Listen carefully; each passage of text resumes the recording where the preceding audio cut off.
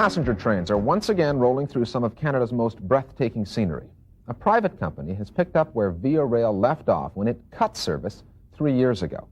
And as Sunday Edition's Pat Kiernan reports, foreign tourists are packing the train they call the Rocky Mountaineer.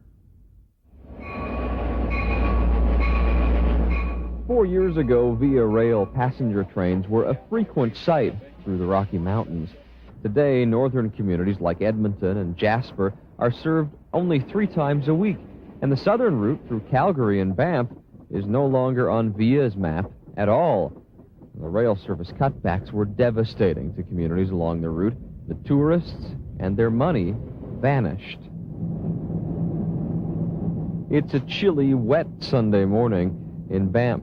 Almost 300 passengers climb aboard the Rocky Mountaineer for a 2-day trip to Vancouver. Good morning. This isn't a Via train. This all-daylight tour is operated by a private company. The $500 trip attracts visitors from around the world. For many, this is the reason they came to Canada. The train serves Banff, Calgary, and Gizbert 3 times a week. As we head west, a sigh of relief as the weather improves, and we get a chance to meet some of the people on board. Our car's filled with a tour group from Switzerland. In fact, most of the people on board are from outside Canada. There was so much negative talk about the traveling on trains in this country. I think a lot of people got turned off. And I think now that they, especially with word of mouth and people traveling this train, I think things are improving, and I think you're going to see more interest. And Sturgeon should know he's been riding the rails for 44 years. This couple is part of that Swiss tour group. In some ways, the mountains help Lieslot feel right at home here. But in other ways, she says, the scenery is distinctly Canadian. The best thing is it's really nature here. In Switzerland, after every second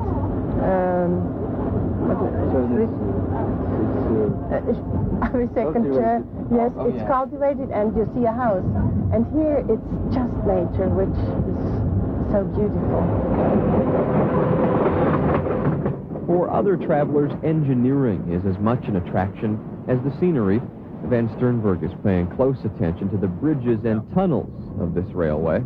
It's a world-famous trip. I mean, it's one of the great train rides. Yes.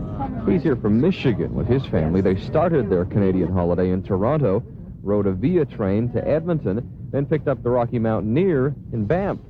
This is the final leg of their trip. Also on board, we meet Warren and Elizabeth Ryan from Australia. It's a place I've always wanted to go, and I've been coming here off and on since 1986, but I always went into Toronto. The scenery speaks for itself. When it was raining this morning, I wanted my money back, but a couple of hours into the trip, I was quite happy. I told you it was going to be fine. I promised you fine weather. By late afternoon, we're into the Shuswap Lakes of the BC interior. We'll follow the Thompson River into Kamloops, the halfway point in our tour. For a city like Kamloops, the economic spin-offs of the train are obvious. 3 times every week, the train rolls into town with about 400 passengers on board for an overnight stop. There will be 23,000 overnight guests this year. Kamloops Alderman Shirley Culver says her city's challenge is to welcome the tourists and convince them to come back another time. As we get more sophisticated and increase our appreciation of the economic impact to tourism, we're slowly doing more things around the Rocky Mountaineer coming into our city. Early morning on day 2.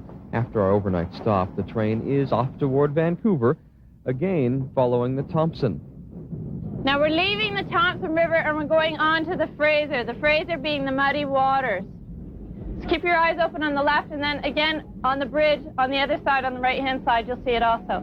Watch your step there. On this day, the only stop is at Boston Bar. It is a quick stop, just enough time for some photographs and a look at some of the wild flowers here.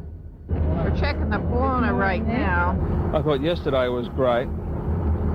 and saw some incredibly spectacular scenery. But today, those two rivers have been wonderful. All aboard! Passenger demand for this tour has doubled in just 2 years, in spite of a sluggish economy. It gives tourists another reason to come to Canada. It's something they can plan their trip around. The people come to be with us for 2 days, but from our studies, they're here from anywhere from 10 to 14 days. So they're buying that many more hotel rooms, renting cars, buying meals, buying souvenirs. By now, the passengers are thinking of Vancouver. There isn't far to go now. But in the communities along the way, they've left an economic spin-off of as much as $100 million. They take only pictures and leave only footprints, but they leave lots of money behind. In Vancouver, the passengers say goodbye.